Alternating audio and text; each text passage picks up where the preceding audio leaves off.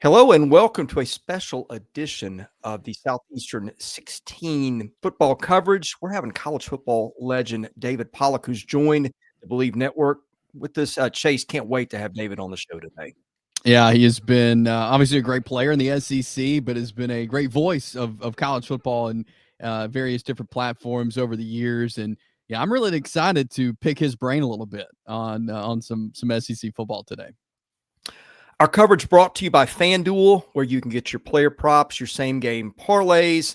FanDuel's SGP menu is deep and impressive, so you can really build some fun combinations around player performance and game outcomes. FanDuel's got you covered with competitive odds and tons of betting options. Just remember to bet responsibly and have fun with it.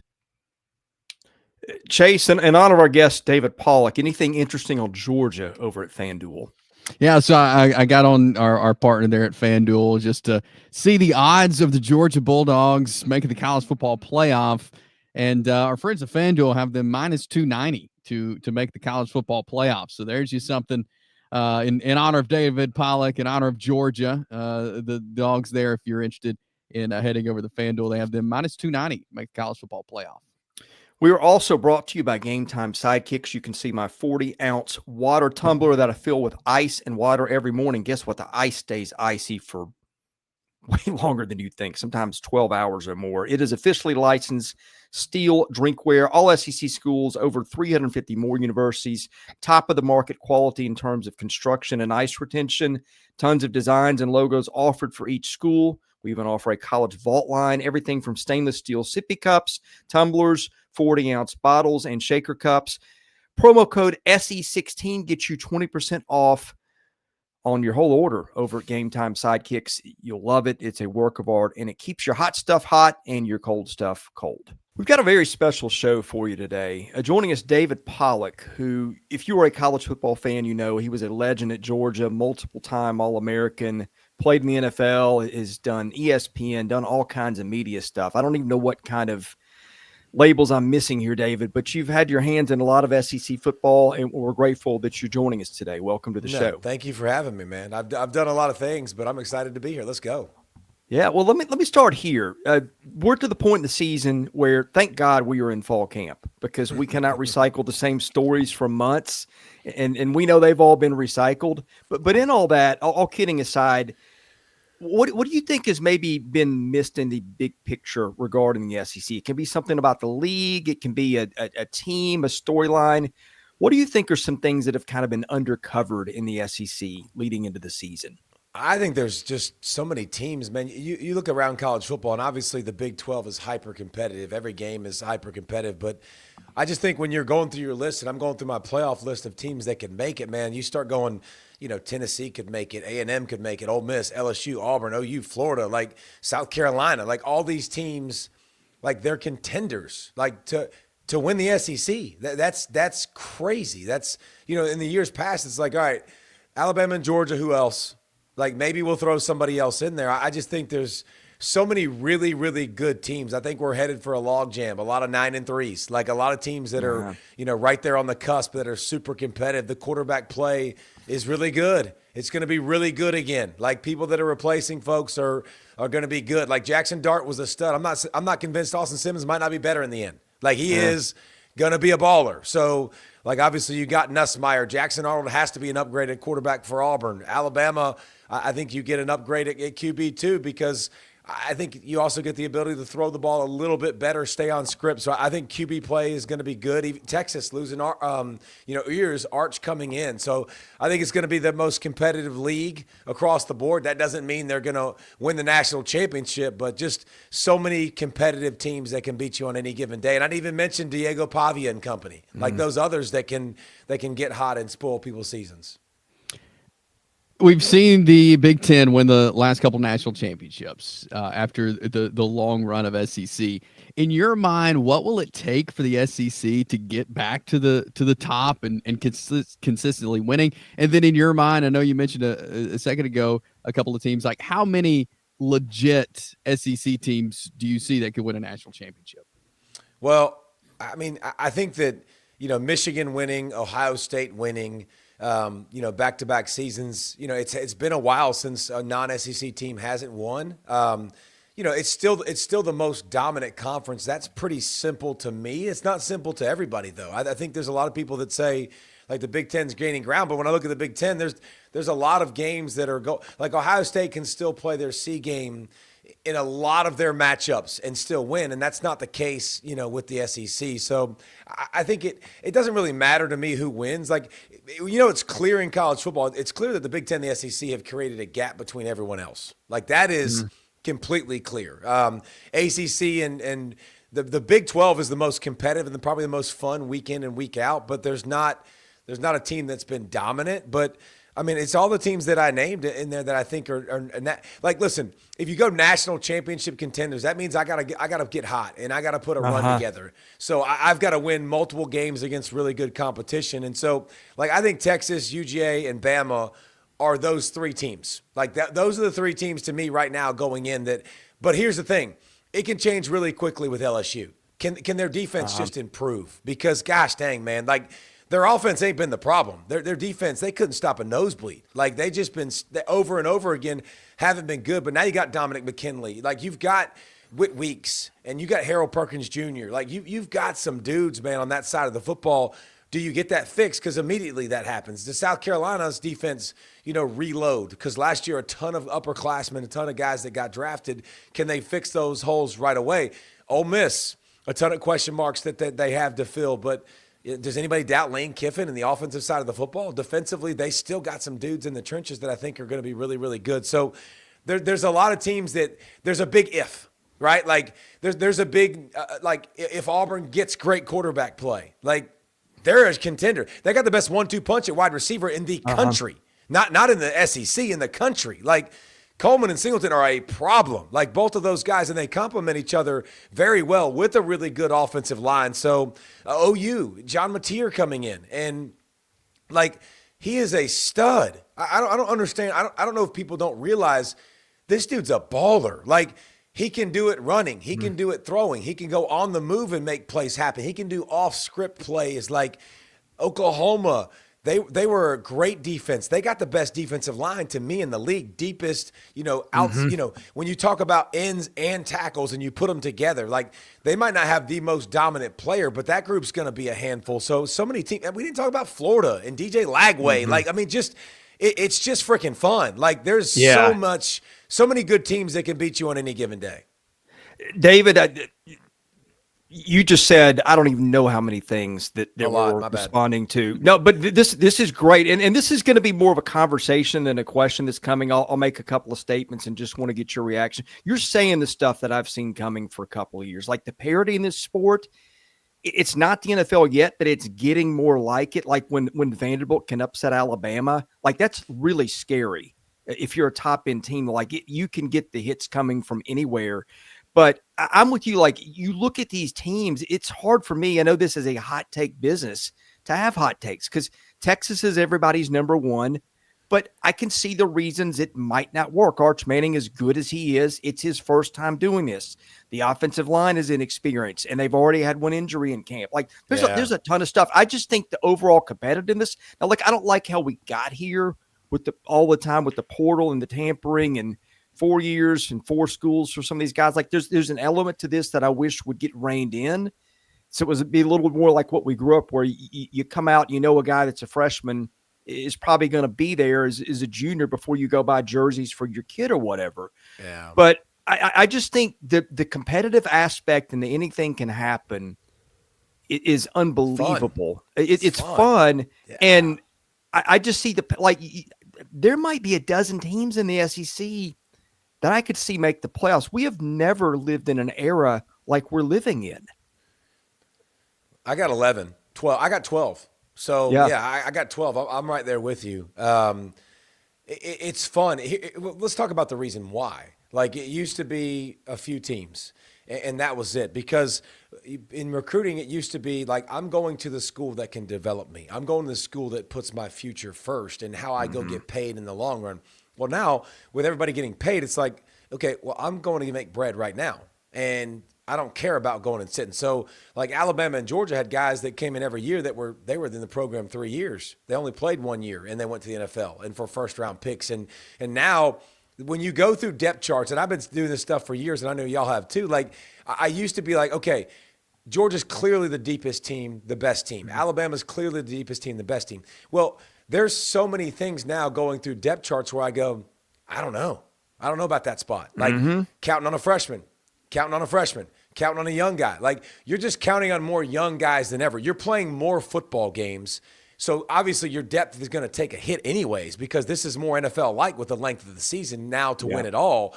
And now you're spreading the talent around across the country because I'm not going to be a backup for 2 years when I can go make $100,000 more a year or $200,000 more a year or $1 million more a year somewhere else. So yeah, like the transfer portal and NIL, it was like putting gasoline on a fire. Like paying players, and now I give you the ability to move, bro, like just dumping straight Crisco, like right on it and letting it burn, right? So it made it really hard. It's settling down. Hopefully it gets more back to some normalcy, and coaches don't want to leave and go to the NFL like you've seen so much of, but the competitive balance is awesome. Like coming into a season, just like when the coaches poll came out, the first poll that came out, I was like 5 teams got number 1 votes. I can never remember that happening. Ever. I never remember that happening. And that's fantastic. And it's just going to be fun week in and week out. The days of undefeated seasons, like I think you can kiss them bye-bye. Like it's too close. There's too many factors now. When you even out the talent gap and now you play on the road and you've got injuries, it ain't going to be surviving them like you used to because the talent is so much more spread out. I want to get your thoughts on some teams. One of those is South Carolina. I mean, we saw LaNorris Sellers, to me, the most improved college football player last year from what we saw game 1 through the rest of the season. Missing some guys defensively now that are playing at the next level, trying to figure out some receivers or running back situation. What do you make of South Carolina? How do you feel like if the Gamecocks can continue what they did last year?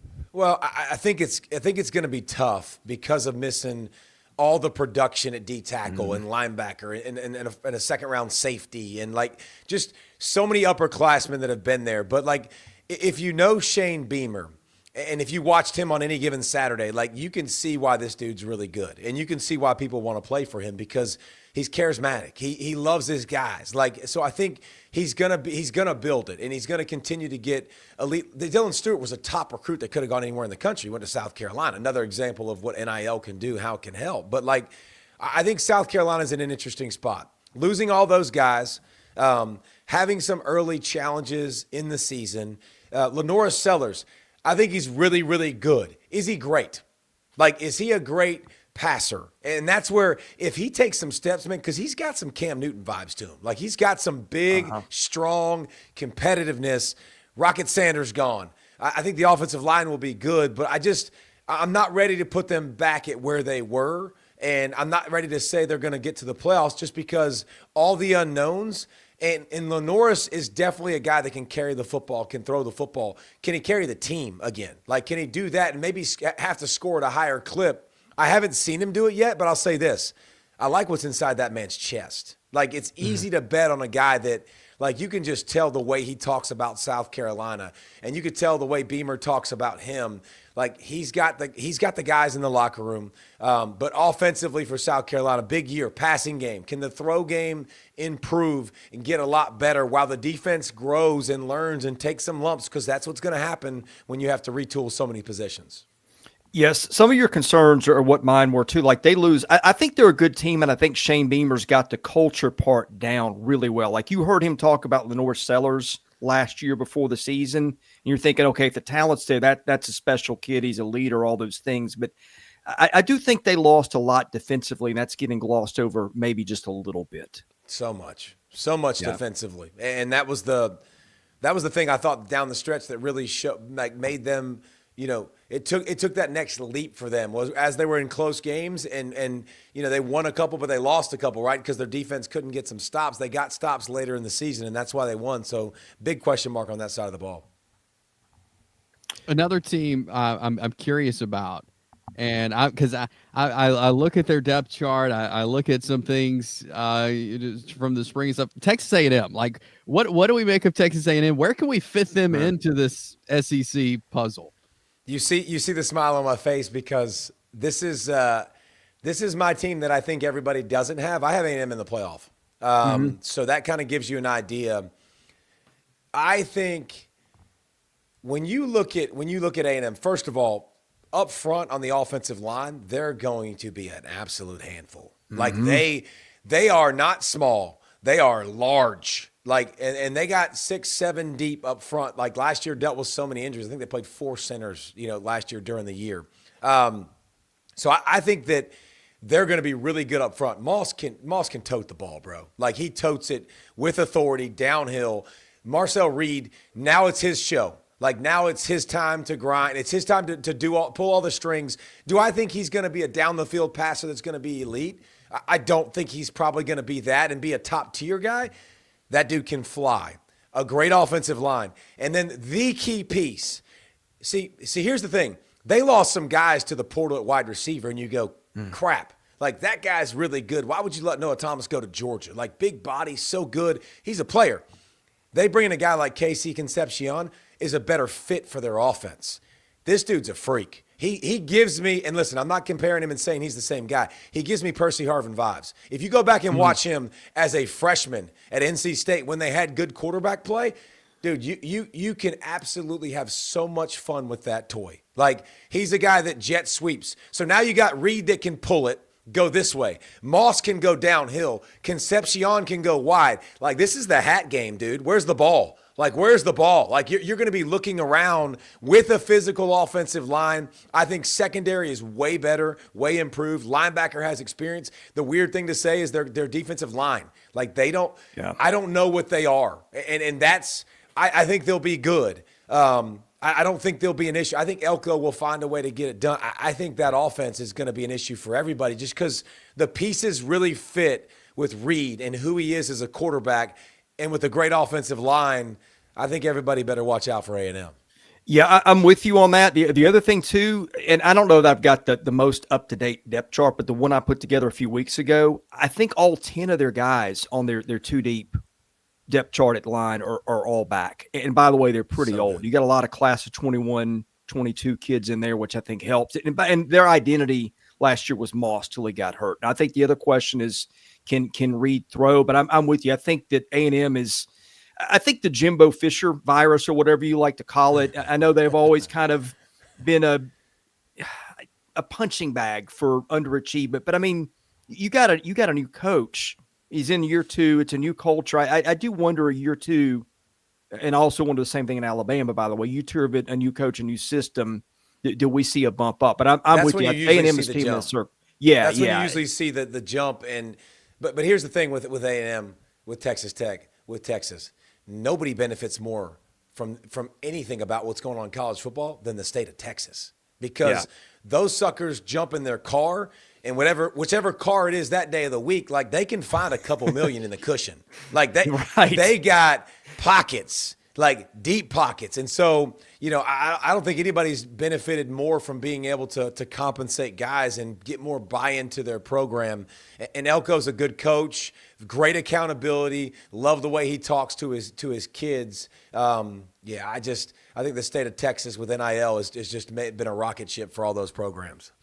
The other team I think is getting slept on a little bit. And look, some of this is schedule, right? Their schedule is, man, it is opportunistic. But I think Missouri with Eli Drinkwitz, he's done a great job of identifying guys in the portal. He joked at media days, like nobody's paying attention to us. I talked to people that cover that program. He loves that defense. And he always says that, talent in the trenches, I guess. But I mean, he's got there's something to there. They bring in Wilson and Smith from Georgia. Yeah, they got Chris McClellan, I guess, in year 2 there. They lost. It felt like they had the same secondary forever. Some of those guys are gone, and the quarterback's a question. I don't know what to make of that situation, but I do feel like people are kind of saying, well, Missouri is, because of the schedule could get there. Although I don't know, a lot of people say, but I think the roster's a little better than people think too. Well, I mean, the schedule. I think one of the things that when I was doing my notes and my research, like not having to leave the state for the first 6 weeks of the schedule, I think. Like, that's a good deal. Like, literally, they don't have to leave their state until after the Alabama game, right? Like, they go Central Arkansas, Kansas, Louisiana, South Carolina, UMass, Alabama at home. That's their first 6 games. Yes, please. Like, now Alabama is going to be absolutely tough. One thing I know about Drink, great offensive line play, great offensive identity. Like, I think they'll be more of a run the football team. Interested to see what works out at quarterback. Like, that's if it's Pabula, which we think it could be, right? It could be Bo Pabula from Penn State. And what have we seen about him? Really, really good runner. Like, and you think about, if you think about this offense and you think about the way they stretch it with the wide zones and the way they create running games, and then you can boot off of that. You can use the quarterback run game. I think the offensive line is good. I think you could be a ground and pound type team. But that schedule, man, it is absolutely gorgeous. You go at Auburn, you host A&M. Yes, please. You got to go to Oklahoma, but you play Vanderbilt, you play Arkansas, you play Mississippi State. Like, there's a lot of W's on that schedule. I think if the schedule was different, Chris, I wonder if you'd feel that same way. But the edges of the defense, you're right. Like, they could have some guys that could get after the passer, be explosive. But a lot of retooling on that side of the football too. But I think Missouri, because their schedule, you got to put them as a contender. And they do this every year anyways, man. They kind of like, Drink's just got a good personality about him, and he kind of finds a way to maximize and hang around in games. And the quarterback, they were a passing team. You know, I love when they're a running team like they were a couple years ago when they had Schrader. Remember, he was a baller, led the SEC in rushing. Like, that's the team I think they could be this year with the offensive line, with the running backs, a running quarterback. And that team, I think, is a better fit for Missouri and could be a problem for people in the SEC.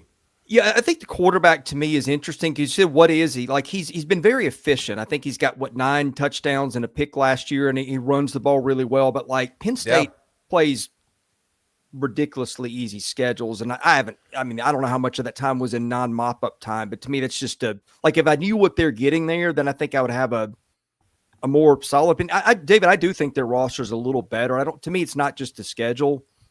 Their front 7, I think they feel like is the best they've had, so that's part of it. But man, it's also a brutal league, and a couple of things go wrong. I don't know that their margin for error is maybe what some of the other contenders would be either. So I don't know. Yeah. They've back-to-back 10-win seasons. Like, Missouri's doing, they're building up. They're starting to respect notice of, like, they're good on the offensive line. They're good on the line of scrimmage. That's one thing that they do pretty consistently. And they find these transfer guys too. Like, as good as anyone, like, where did that guy go? And I think Ahmad Hardy will be that guy this next year. Like, you're going to be like, where did that sucker come from? Like, he's an animal. He can tote the rock. Like, he's so where did he get them? And I think that's what they do. And Pabula, here's what I'll say about Pabula, Chris. Second half Wisconsin game.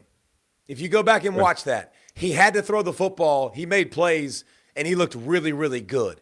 If he develops as a passer and he's got that little bit to him with the way they design and the way they run the football, I mean, yes, that offense could be really, really good, and then obviously it changed it. But he's got 56 career attempts. That's not enough for me to go all in and say, yeah, I love him as a passer, because they used him as a gimmick guy, and that's fine. But when they needed him, he did win a football game for him.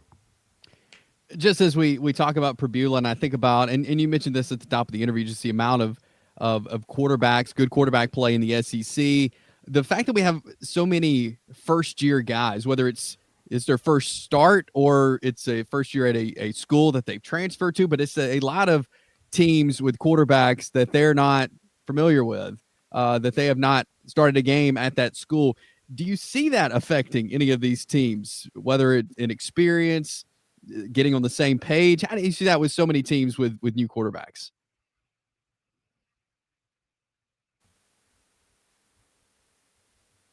Well, I think that some certain schools you always give the benefit of the doubt to. And I think Alabama's kind of been one of those. Like, I would put Ohio State in that. You're like, Ohio State, like, it doesn't matter who plays quarterback. Like, they're going to be good.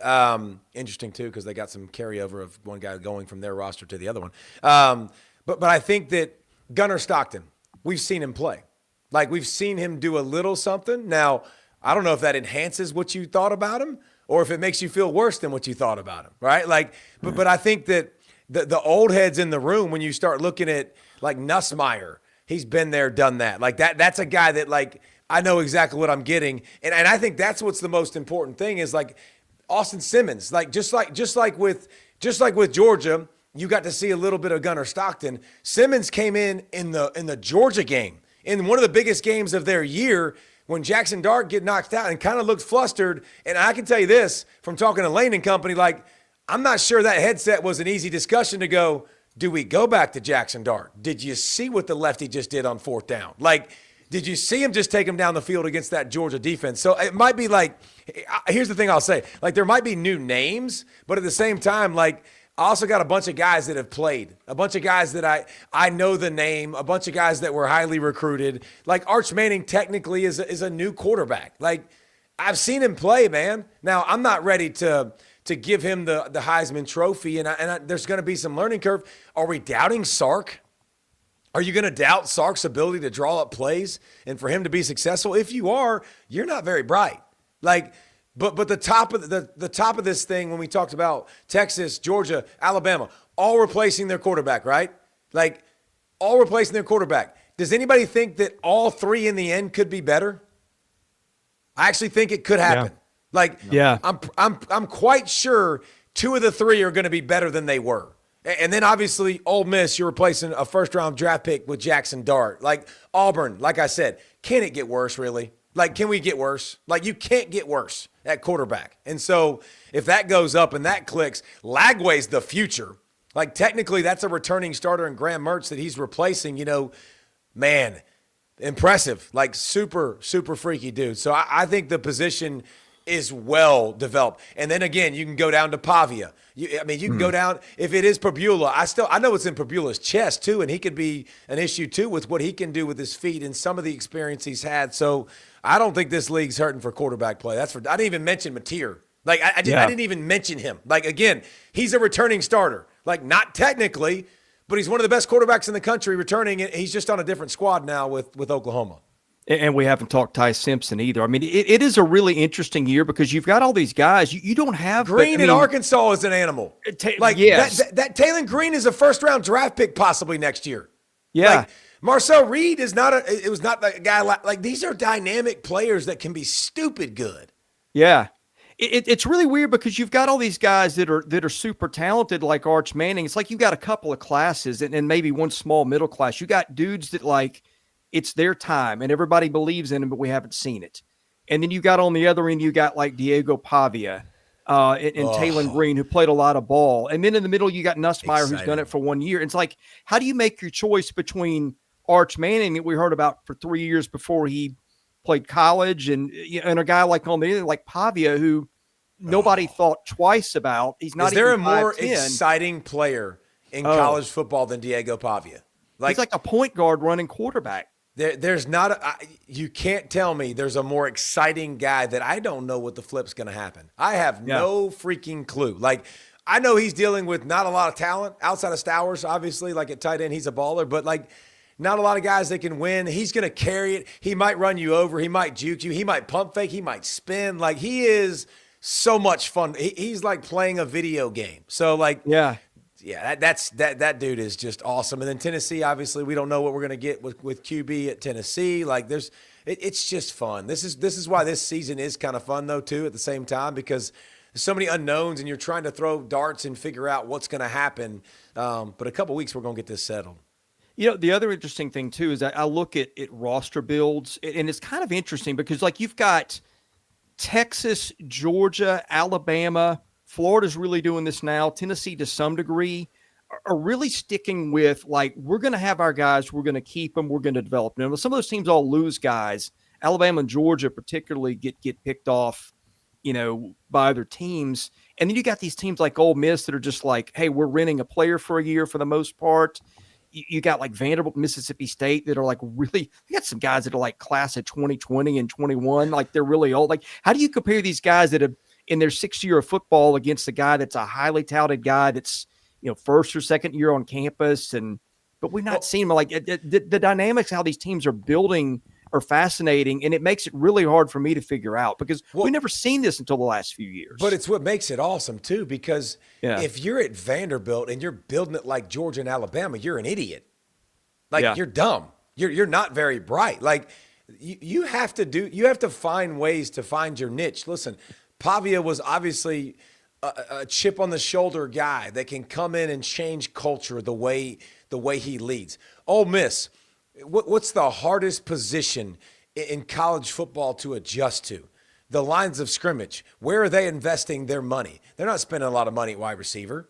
They're spending their money on the line of scrimmage. They're going to get transfer heavy guys at offensive line, at defensive line. Like that's where they're making their investment. I think everyone's still learning this system. And then, but again, it goes back to that debate that we had in the beginning.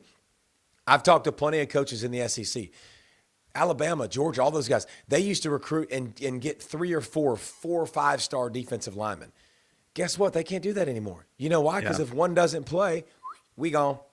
I'm out. Like, I'm going to go get paid again and go to another school. So, like, you're only taking one. And then we're going, we'll take more 3-star guys, more 4-star guys that we can keep, that we can develop. And in 2 years, maybe we turn them into something. So that's a different shift. So you got to build it the way that's conducive to your program. Some programs have more money than others. It's been a little bit of the wild, wild west, but you got to find, those guys, those fits for your system and figure out how you're going to allocate your money.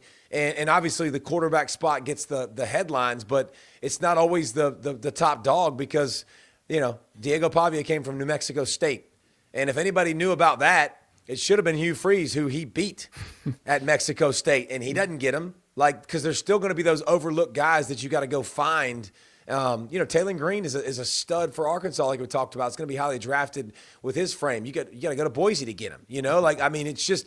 It's an ever-changing world that you've got to be adept to figuring out who you are, how you want to spend your funds, how you want to spend your resources. But if you're at Vandy and you think you're going to spend like Alabama, you're going to be looking for a job pretty quick. David, I got one for you on the way out if you got a minute. We all said there might be a dozen teams that could make the playoffs. I see the upper tier as being, and I've got them in this order. I've got Texas, Alabama, Georgia, LSU. Is that the true upper crust of the league? And I also want you, we didn't really get your thoughts on Georgia. So I wonder if because that roster is fascinating. They're young. It's not the household names we need to know, but my goodness, it's Kirby Smart building the program too. Yeah, I got Texas, UGA, and Bama on the tier of, I feel very confident what I'm going to get from them. And then, to me, it was between, A&M, Ole Miss, LSU. Who do I want to put in that next playoff spot? And I went A&M, so obviously I feel better about them than I did about LSU.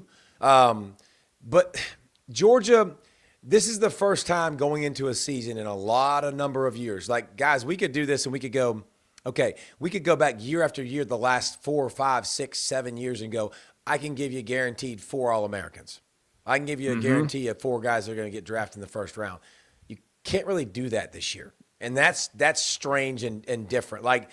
There's some guys that you're going to hear of and you're going to know their name and they're going to take off. And Elijah Griffin as a freshman is an absolute freak show. He's going to play, defensive tackle. But there's just, C.J. Allen's going to be a baller. But there's some guys – at cornerback that are going to play that were highly recruited, like the number 1 guy in the country that didn't get to play last year because he wasn't ready. Now he's going to come in and he's going to play. That's the kind of things that happen. It's not just like an average guy. It's a guy with a lot of upside that didn't learn the defense yet. He's going to come in. I think the receiver position goes through the freaking roof because it can't get much worse. That was awful a year ago.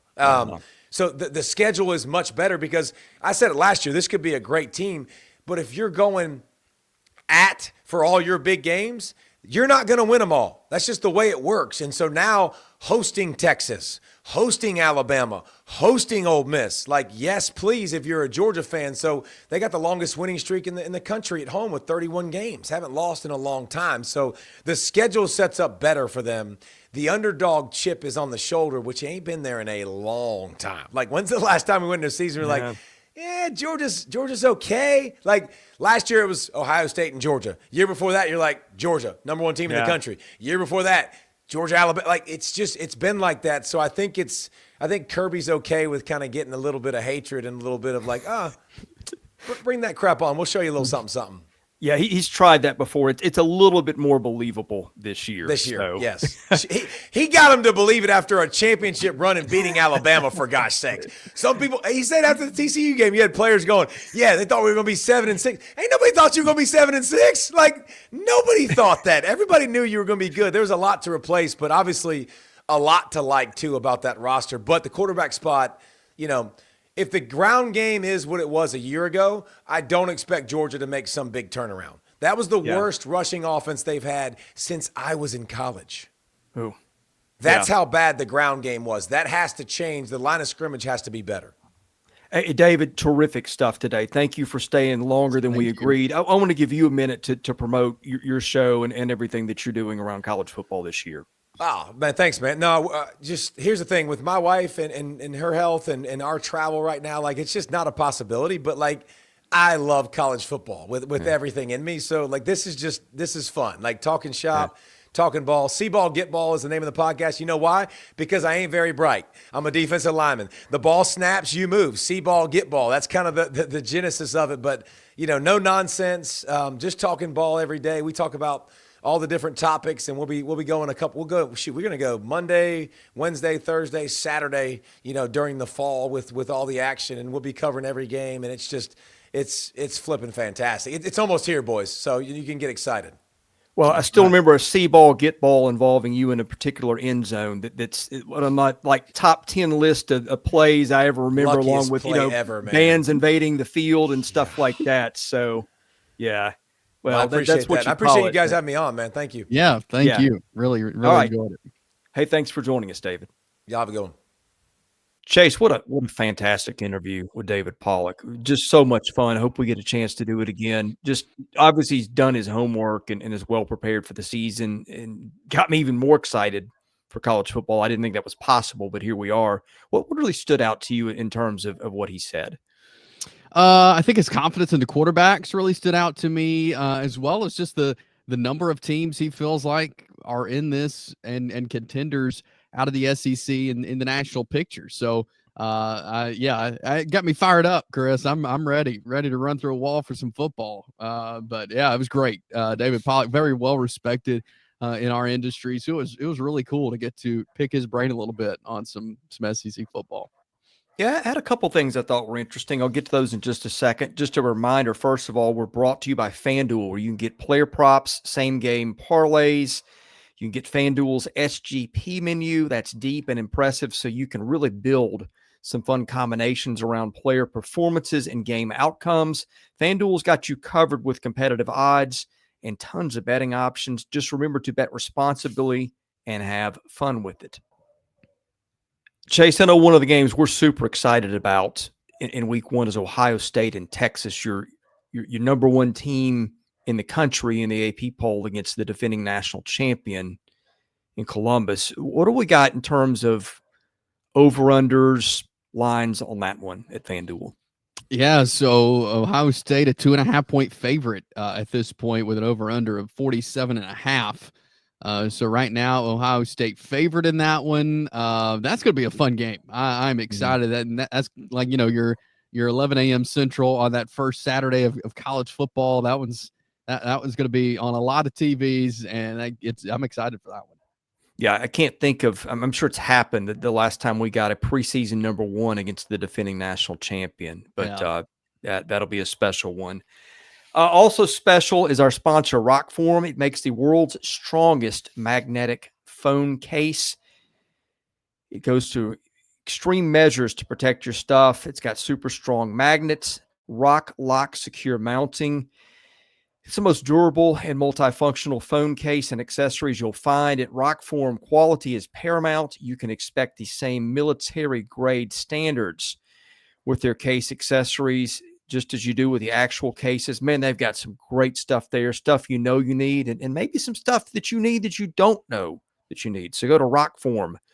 That is ROKFORM.com. Enter promo code SEC25 for 25% off your order.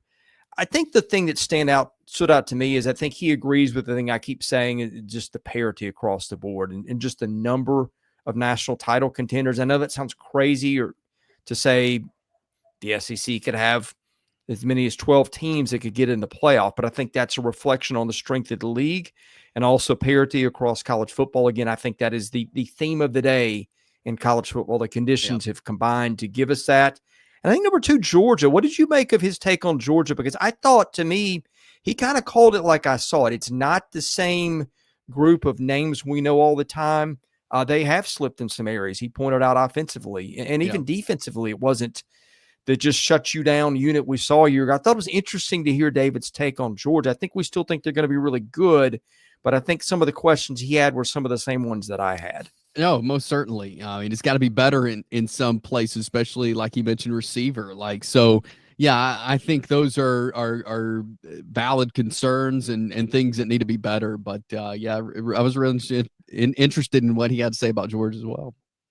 Well, Chase, we're just a couple of weeks away from kickoff. Actually, just 1 week away from the Iowa State-Kansas State game in Ireland, which I'll watch because we're college football fans. And what else are we going to do on a Saturday with nothing going on but baseball? Right. So, can't wait to see that one. Can't wait to do a bunch of shows. Boy, we've got some content planned for you this fall. It's our usual predictions and power rankings and even going to be an expanded live component to the year, not just weekend reactions, which you're used to, but also some during the week stuff. So Chase, can't wait to get started in a couple of weeks when we have actual football to talk about. Yeah, it is almost here. We're excited. Fired up. All right. For Chase Robinson and our special guest, David Pollack, I'm Chris Lee, host here at Southeastern 16. Thank you for watching. God bless you. We'll see you again soon with more SEC football content here at the channel.